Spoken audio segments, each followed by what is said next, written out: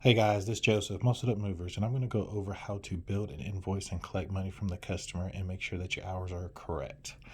Here you have your job, your customer information. We're going to go to your job details. Inside the job details, you're going to see the items that you should have brought or any kind of notes. Here it says bring some boxes. Also your items and the pricing. Always make sure your pricing as well as your invoice match or mirror each other. So it is your job to make sure the hourly rate, supply fee, heavy item fee, and that information is charged. Any kind of precious item or specialty fees that the customer and the sales rep discuss should be here, and it should be on your invoice. You are the last person to look at this. That should mirror and match everything up. There's drive time. That drive time, 45 minutes, will just be built into the invoice, or you can always spell it out. It shows here heavy item for $80 and 2 guys at $120 an hour. So we're going to go to the invoice and make sure all that's in there.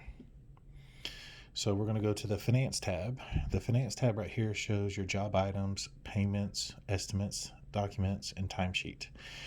We're going to go to the job items, and that's where you build all your items and the pricing.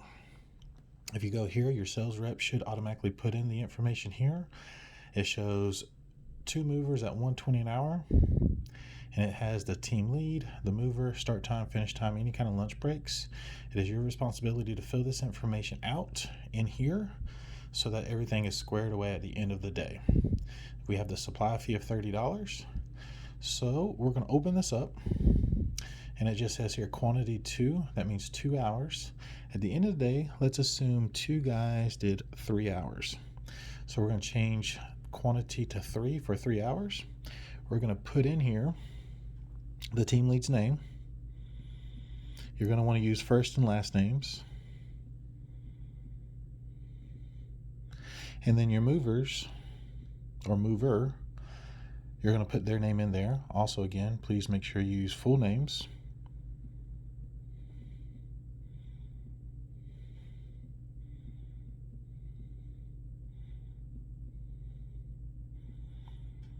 And then you're going to put your start time.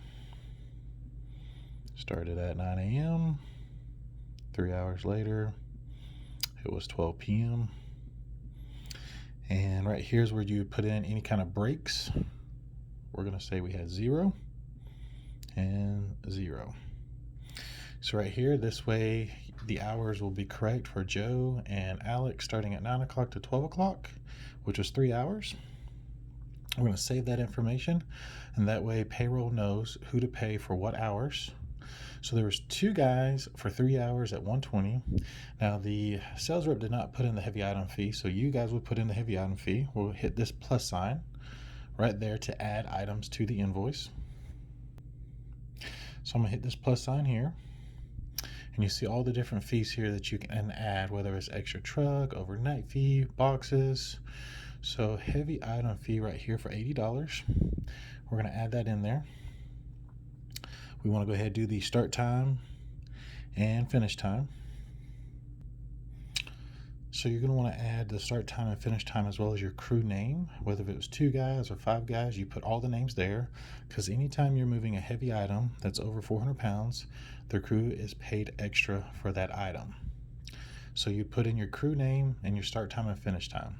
So this would be maybe a 1 hour minimum, or maybe just 1 hour during a move. If a move is 8 hours and you move that item for 30 minutes or an hour, you put in that item there so that you can get paid correctly. So we're going to do 1 hour at $80. You'll put in the crew name there and the start time and finish time. So I'm going to say 12 p.m. to 1 p.m. And during that time, we brought in an extra guy. So I'm going to kind of show you here. I'm going to hit save. So now on the invoice, I have the heavy item for $80. It's a one-time fee. And you would have your name here and then the hours. So I want to say we brought in a 3rd guy. So now it's going to turn into a 3-man move. I'm going to hit this plus sign right here, and that way I can add in a 3-man rate. So I'm going to go to the 3 movers at $155 an hour. I'm going to add that to my invoice, and I'm going to fill in this information here. Now I have this information filled, have the team lead's name and the movers, because it was 3 people now. So I have an Alex Flores and Chandler Smith. Always make sure you use full names, and your start time is 12 p.m. to 3 p.m. and we didn't have any breaks. So this shows here these 3 guys worked for those 3 hours at $155 an hour. So I have a different breakup here on my invoice. I have 2 guys at 3 hours with the names, a supply fee, a heavy item fee, and then we brought in a 3rd guy and we put in the start time, finish time. So you can customize the invoice any way you need to, showing now the total is $625 on this move. So I'm ready to display the price to the customer at $625. It shows here the amount due is $471. The reason is the customer has made payments. If the customer's made any payments prior to the move with maybe a deposit or any other additional fees paid, you would put that information here. Now, if there's anything additional that was supposed to be brought, like maybe boxes, you also want to add that material in here. I do want to go ahead and add those boxes that we used and charged for. So I'm going to hit this add button. And I'm going to go to some boxes here. So let's say we did some medium boxes at $2.50 each. And let's say I did 10. So I'm going to do 10 boxes at $2.50 and I'm going to hit save. And now that's built into my price, medium boxes for $25. And I'm going to add some smalls too. So I'm going to go through here, find the small boxes right here. And they're $2 each, and let's say we did 15 small boxes at $2 each, and then we're going to save that. So now we have the medium and the small, and let's just say we also added some more items. Let's say right here we did stretch wrap. We did additional stretch wrap for $20. We got 1 roll at $20. We want to add that to the file. So now we have a 2-man rate, we have a supply fee, we have a heavy item fee, we have a 3-man rate, we have some items we added, some stretch wrap. So now our total is $700 minus any payments the customer made. Now that this looks good and we're good to go based on the payments and based on the items, we want to have the customer pay for these items. After we disclose and explain all this to the customer, make sure they're good to pay. Once they're good to pay, you're going to go back to the job details by pressing this button right here. At the very top, we're going to hit the pay button. When you hit that pay button, you can pay with cash, check, card, or credit offline. Credit offline would maybe be an invoice, customer mailing a check, maybe a trade or a barter. Whatever that may be, it should be in your file, or you discuss it with the sales rep or the owner, Joseph. Whatever that is, maybe a check in the mail, maybe an invoice, maybe anything else, you just put that in here so they know what they're doing. Today, we're not going to do that. We're going to exit out of that. We're going to go back to pay.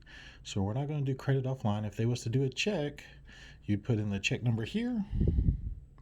If they do a cash, you would put the cash amount here and hit save.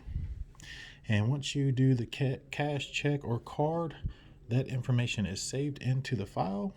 Let's say we want to do a card on file. Card on file, we run the credit card button. And the credit card button shows right here that it is $546 due. Anytime a customer wants to pay with a credit card, we do have to add a 3% transaction fee. We did not do that step yet, so now we want to do that. If they disclose to us they want to run a credit card, let them know there is a 3% transaction fee, and we need to go in and adjust this.